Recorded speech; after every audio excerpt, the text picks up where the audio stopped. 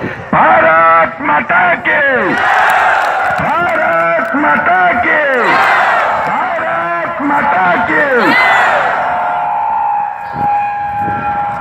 आज हमारा सभा में हमारा बीच में विराजमान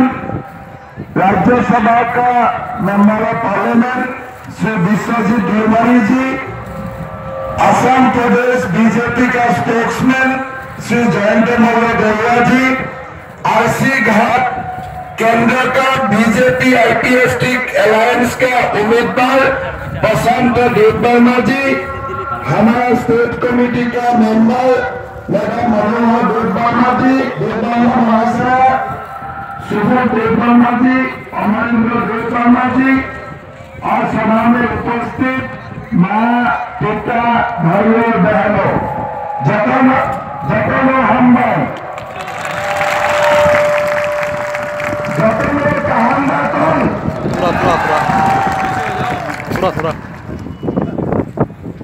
आज तो यहाँ आज से